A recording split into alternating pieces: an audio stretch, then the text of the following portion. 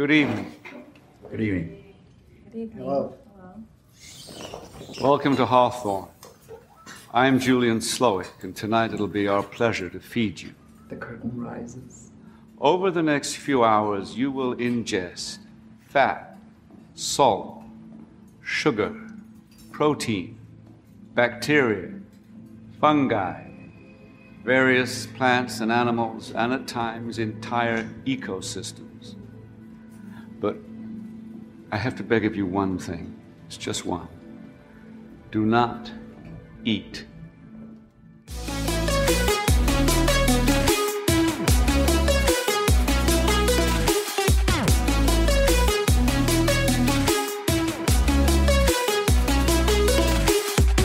Hey, I'm Derek. And I'm Noah, or Amuse Bouche. And you're listening to A Bite Of, where we take our current favorite pop culture obsession and enjoy it one nibble at a time. A bit on the nose. Didn't have to do anything for this one.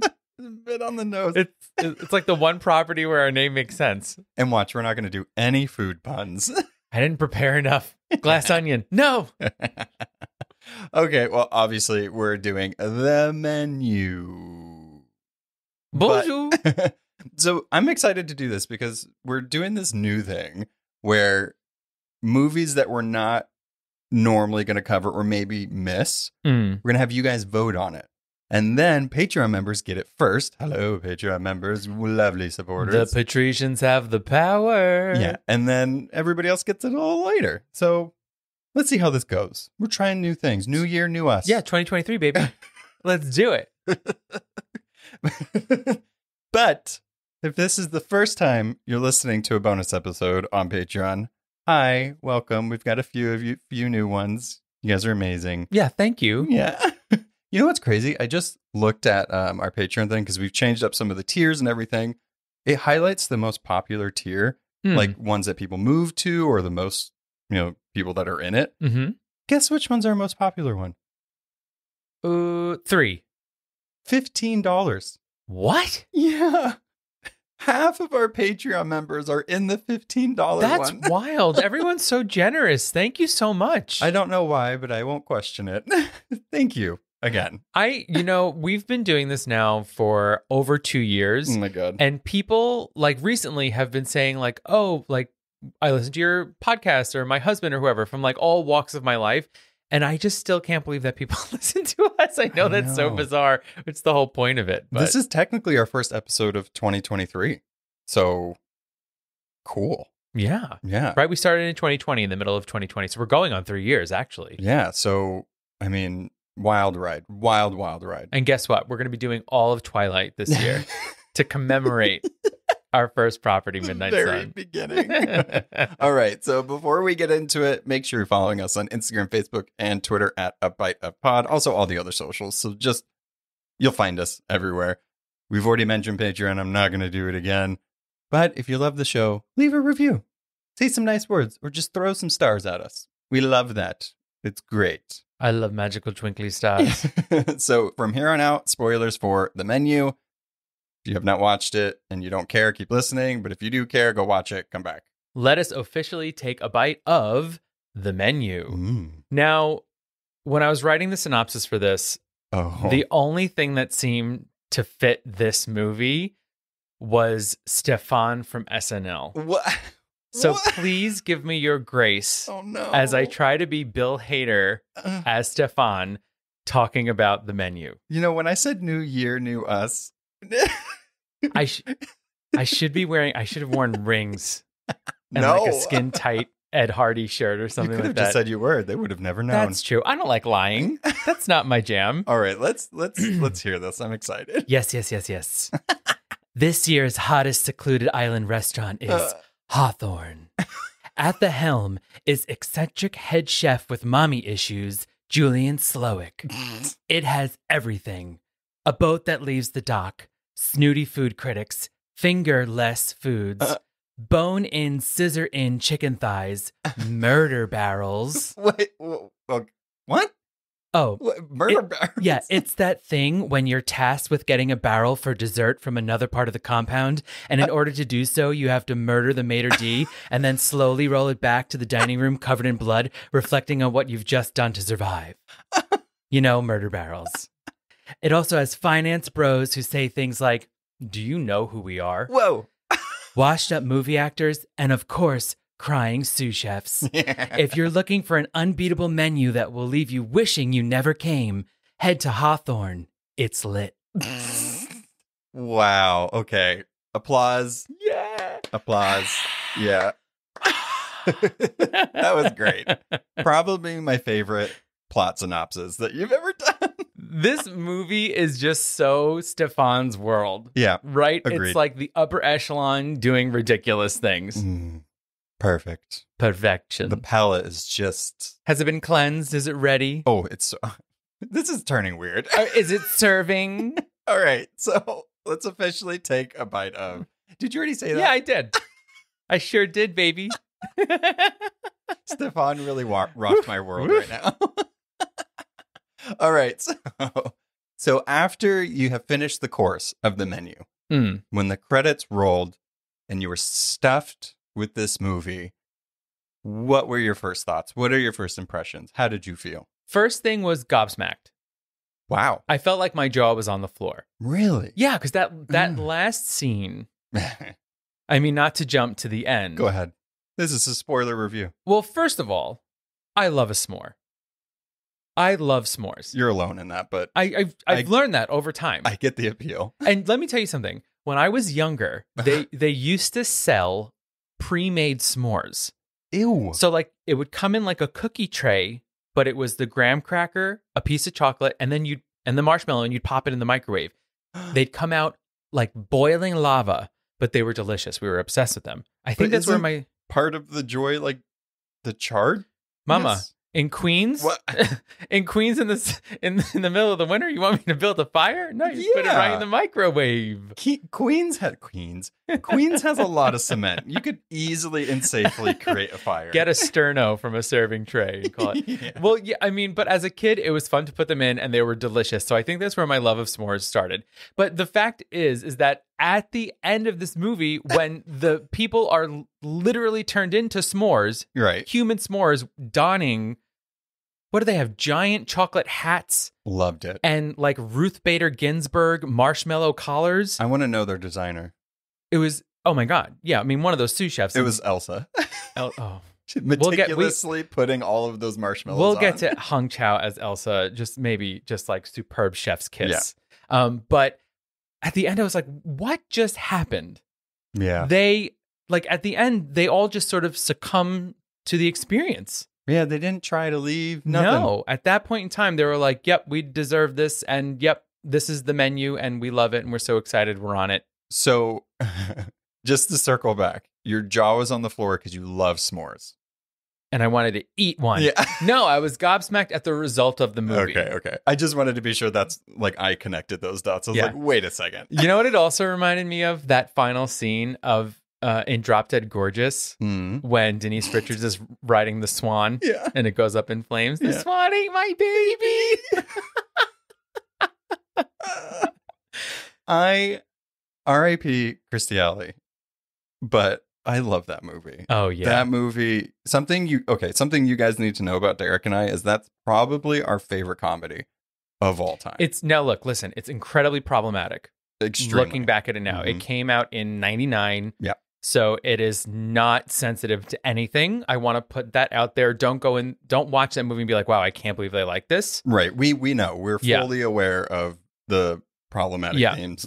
I think what I love about it most is the powerhouse female cast. Oh my God. Brittany Murphy, Kirsten Dunst, Christy Alley, Ellen Barkin, Allison Janney. I mean, like an Amy Adams before Amy Adams was Amy Adams.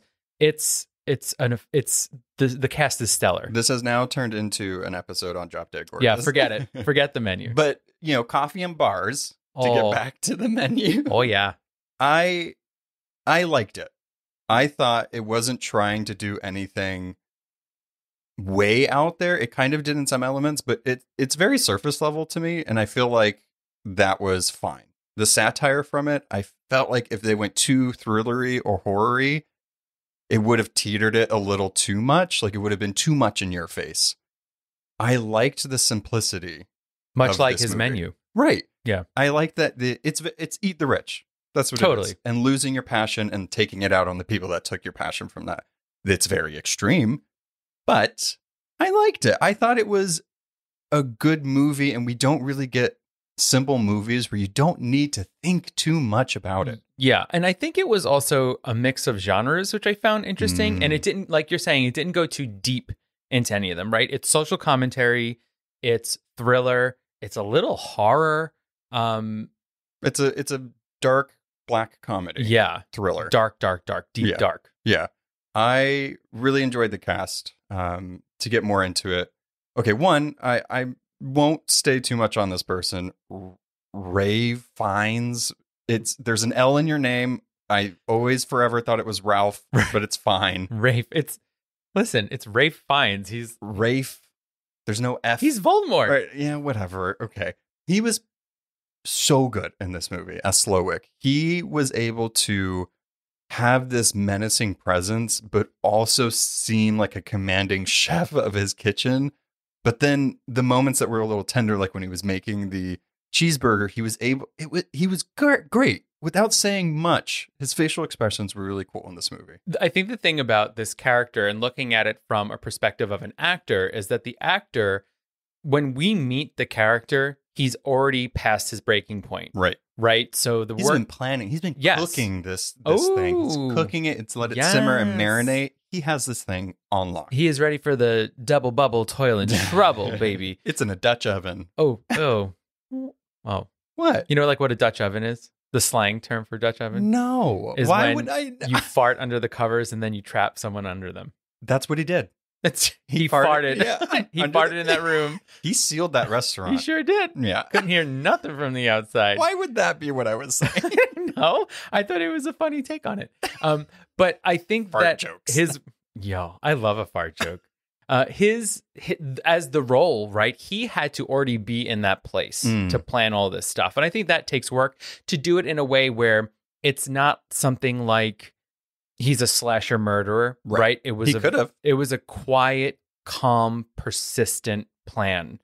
And I think that control that he had over the character was impressive. Yeah, this movie was very much like if Chef's Table had a narrative through the whole thing, and the chef itself was trying to get at the people eating at the restaurants. Like it felt, I know that they had to have, because they even made a joke about Chef's Table. It was very clear that they took notes from that, but it was smart because it's not only the people that are going to go see it because it's a dark comedy, but also people that actually like food and it would appease to them, because the courses, when they would show it, the title cards and everything, so perfect. Well, it's another genre that's in there. It's a documentary reality series. It's like a mockumentary of a dark thriller. But what's funny though is that by doing those cut scenes of the beautiful food shots, we are now part of it. Right. Because what are we doing when we're seeing those beautiful shots going? Mouth-watering. That looks so good, or I wouldn't eat that, or that's terrible. And that's exactly what this movie is about. Right. Spoiler alert, I don't think anything looked appetizing to me. I'm not a foodie in that way. Yeah. I'm not freaking Nicholas Hoult in this movie where I've never seen, excuse my language here, I've never seen such like dick writing to that extreme. Done so well. And you know, it's so uncomfortable. It's that thing of which I think we see a lot, right? Where with social media, and I mean, like, are we part of this? I don't know, but it's like people who don't have a background in something all of a sudden becoming the expert in something, right? So there's the annoying food critic that's there, but maybe she's been doing it her whole life. You know, this is just some guy who just is obsessed with food and thinks he knows about food. There's a huge difference between knowing a thing and knowing how to do that thing. Mm-hmm. Because one of the through lines in this, and our main character, Margot, she hits it on the head with him that everything you've made, regardless if you're this amazing person where all your meals cost $1,200, there was no love. Like, you just didn't do anything. No passion. Right.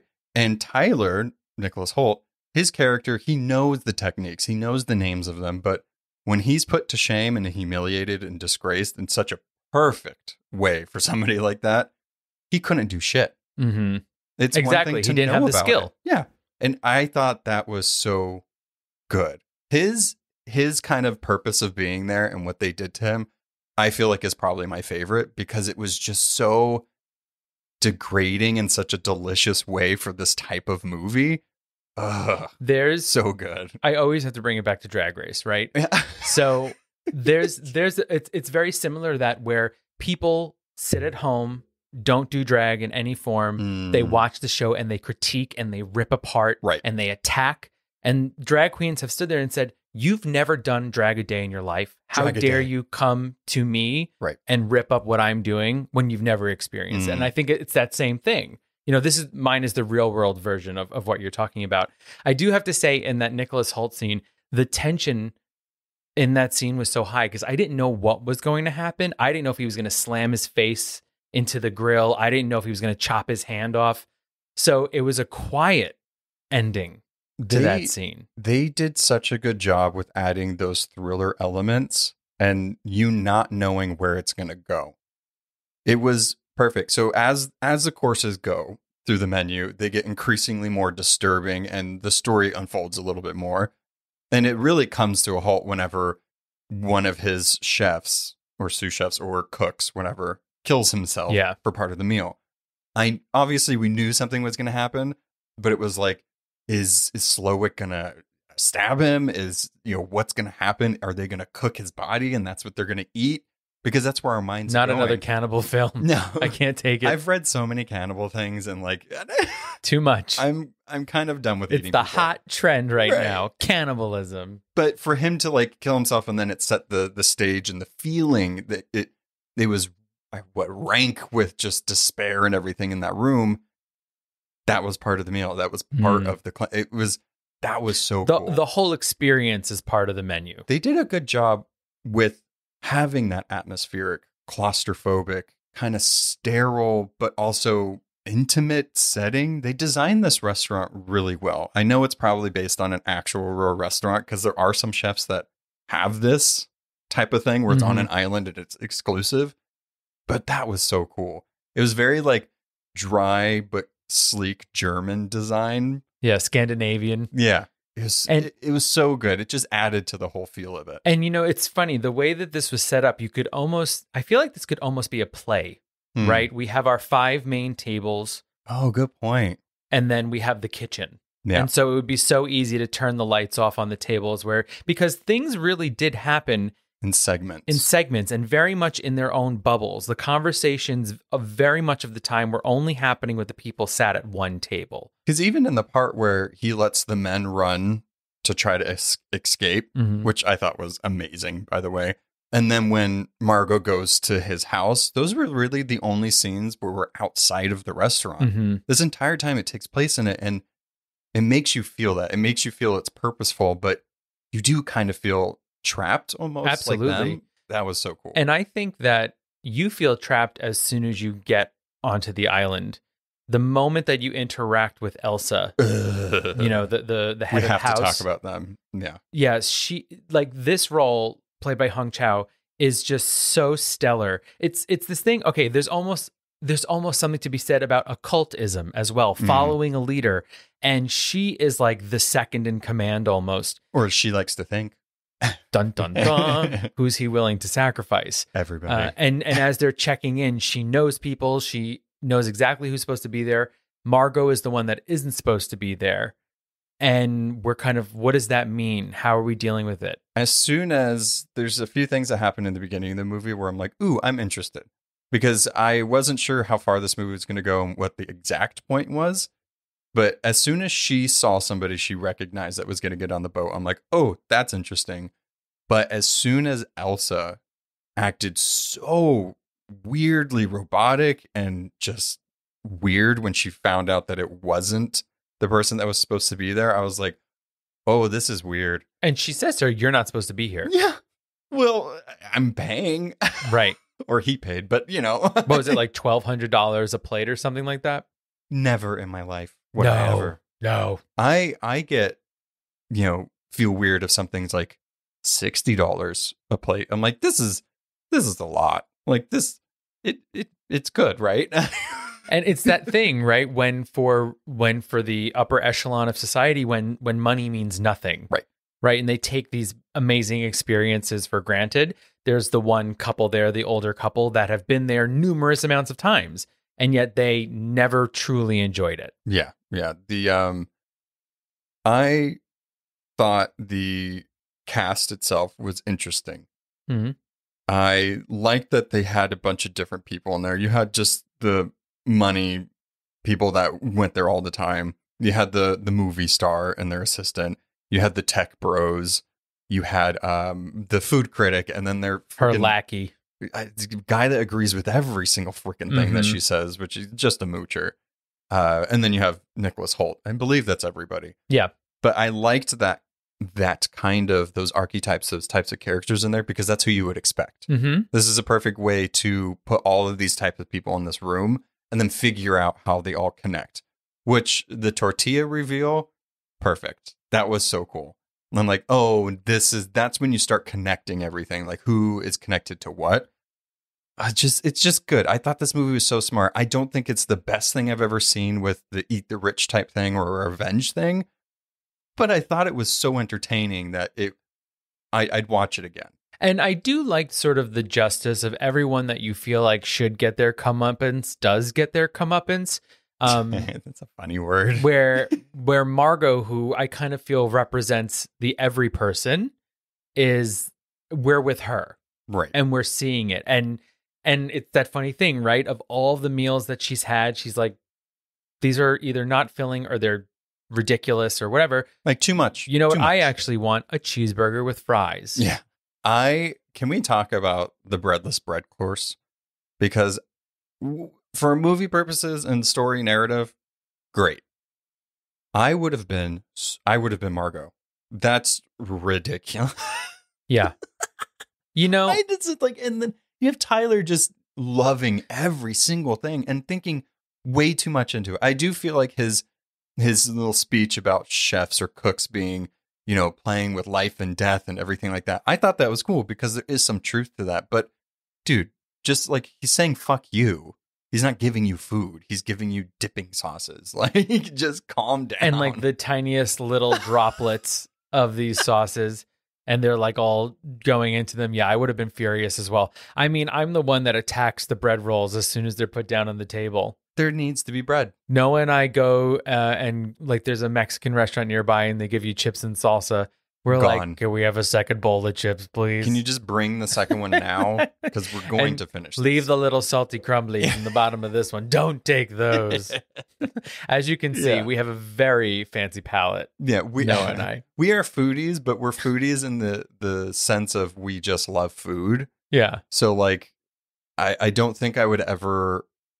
I don't think I would ever seek anything like this. No, unless agreed. It was given to me. Agreed. I've been very into baking recently, and our conversations are going, surrounding, should I have toasted the Cinnamon Toast Crunch before going into the cookie or not? That's our level of talking about it's food. It's a learning curve. It's fine. No, I'm just saying that like these people exist. And listen, I love cooking shows. I love things like Top Chef. Who doesn't? But this made me actually take a step back from Top Chef, right? When you're thinking about Tom and Padma, the way they're talking about this food, they're beating the joy out of it. These people, granted, it's a competition and that's what they're there for. But at the same time, it's like these people who love food are coming to a place and are being told, well, you're doing it badly. There is definitely commentary, not only on the upper people are, terrible and take, but there is definitely commentary on the food industry and chefs and celebritizing these types of people. Granted, a lot of them deserve it. Absolutely. Almost 100% of the ones that are celebrities on there, they made a name for themselves. They didn't come from, you're not going to see really Nepo babies in the food industry. Except for Victoria Beckham's kid. I said not really. Because I knew you were going to have one. I forget which one. Which one is, I don't know. But he made, did you see that like recent post? He like was like, this is a rare piece of beef. And everyone's like, that's raw, dude. It's a rare piece of crap. But right, so the commentary in that is cool. I do like that the extra detail that they had was they had a real chef come in and make these types of dishes, which was really cool. And this person who is, and I'm not kidding, this is an actual job, a food designer. They do have a restaurant, but Dominique Crenn. I like that attention to detail because they could have easily just been like, oh, let's just make something look fancy. Get the mac and cheese. Right. But they did, bring in the experts, which gave that level of elevatedness that you would expect. Look, everything was plated beautifully. Everything looked superb. Would I want to eat little dots of green and orange? I don't even know what it was. Probably not. I mean, I would eat it. Don't give me foam. I don't want foam. I'm sorry. I've seen it so much. I've never had it. It's probably delicious, I guess. But I don't want it. I feel like in cooking reality shows, there's always like that one thing that continues over time. I feel like in Top Chef, they're never happy about foams. In the Great British Baking Show, they're never happy about rose water. No. There's a reason. Because they're not that great. Do you like foam on top of your soup? Delicious. I wanted to talk about the main character, Margot, for a second. Anya-Taylor Joy. Anya-Taylor Joy, which I'm a big fan of her. Ever since The Witch. The Witch, it's one of my favorite movies of all time. I'll never stop talking about it. It has all the elements of a horror movie that I just love. Unsettling, gothic. Goats. Mm-hmm. The lead female getting her dues. I love all that stuff. I liked her in this, but did you know that Emma Stone was actually supposed to be Margot instead of They did Anya? not take one big-eyed actress and replace it with another big-eyed. I will say I'm pretty sure that I could see Anya in this role better than Emma Stone. I agree. I feel like the sort of edge that the character had, and I don't know.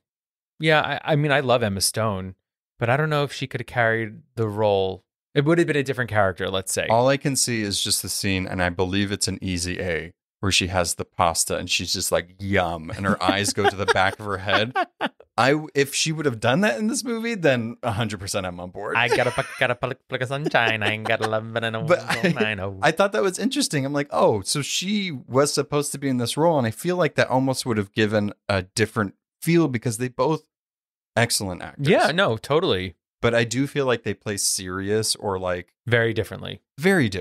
And I want to say I'm happy that Anya did do this. Oh, I agree. And like I'm thinking of the one scene where she kind of needs to step out and she has a cigarette in the bathroom. I'm trying to think of how that would have been portrayed by Anya just looks cooler. Yeah.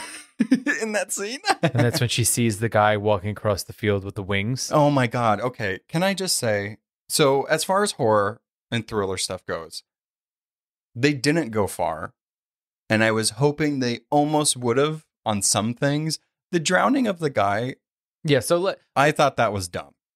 Yeah. So let's start. So the first one we talked about already, when the sous chef takes his own life.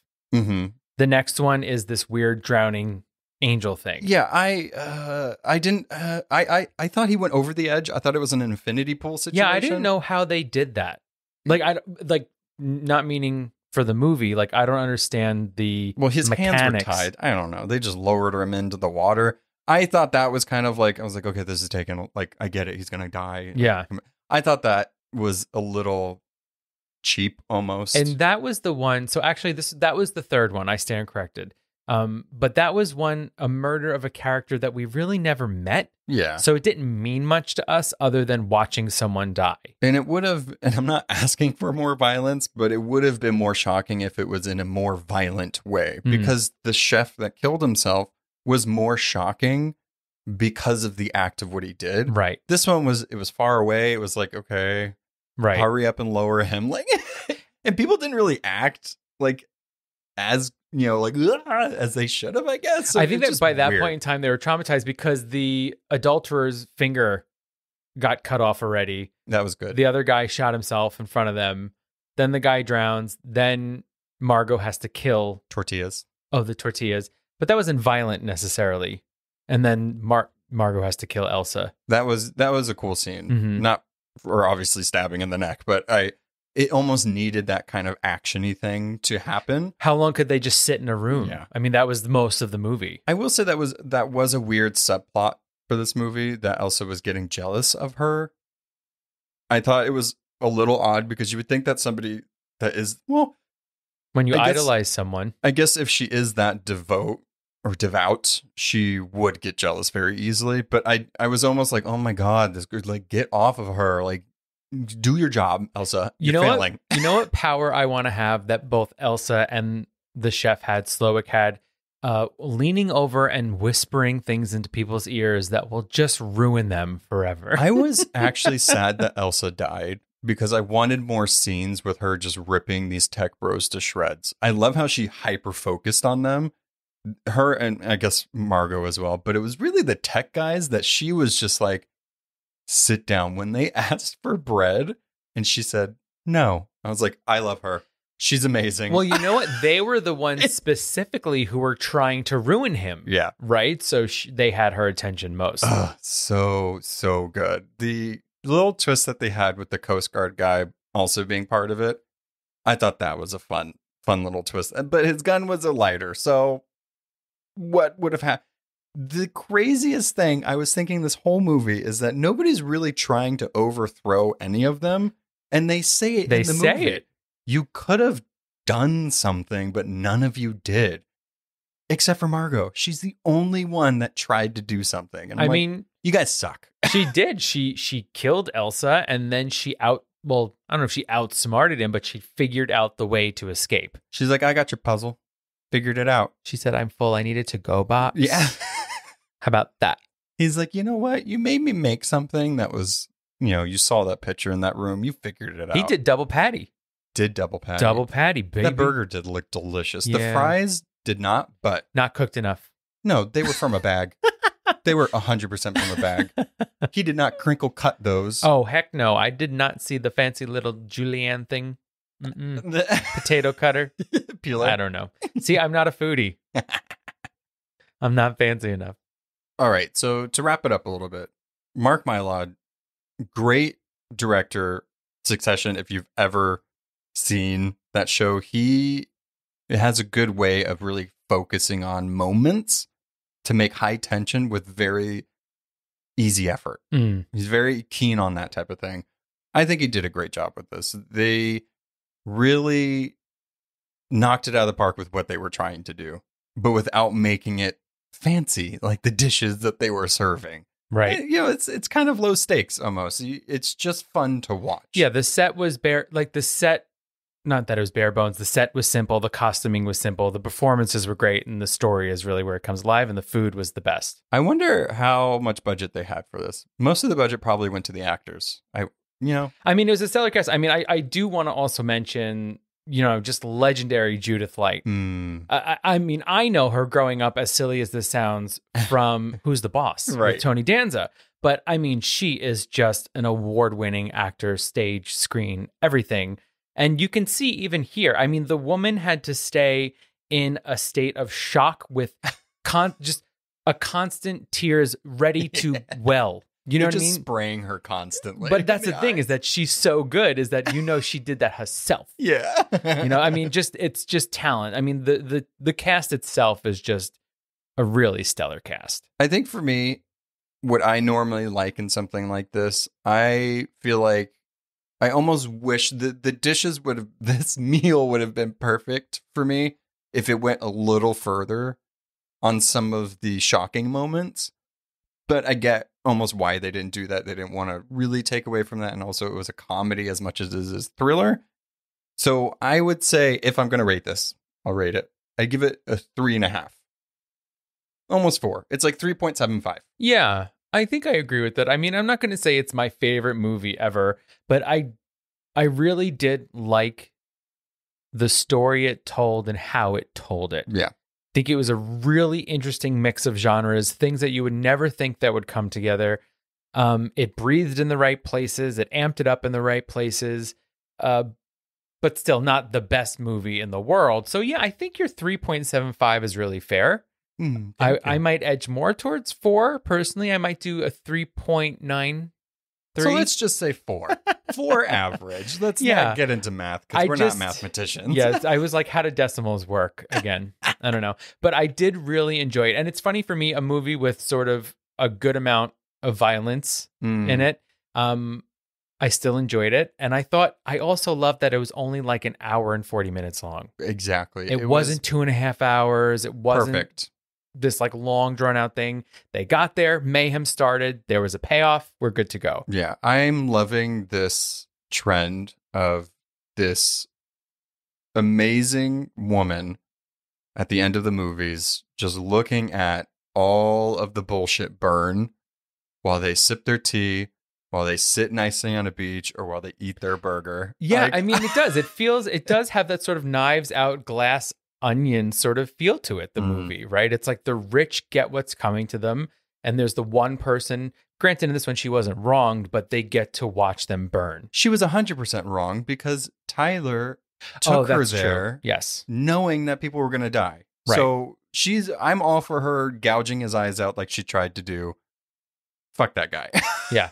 And she was the only one throughout the whole thing that fought back, even if Yep. it was just to him and just to the chef. She did it in her own way. Yeah, I think that's why he took her aside and was like, you can either be with them or with us. You're still going to die either way, but which one do you want to be? Because he questioned.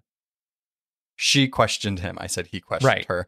But, she questioned him and she pushed back and she maybe sparked that fire again in him. So, yeah, it was well done. So I I think the lesson here is go to a nice restaurant and start some shit. No, because you'll be a s'more. Not if you start shit. They respect that, apparently. Oh, yeah. You have to be the shit starter. Regardless, be nice to your servers and to the food professionals. Absolutely. Because, they might one day invite you to an island and turn you into a s'more. Very true. Also, it's also nice to be a good human. Yeah. Just on a daily basis. Gosh, I love s'mores.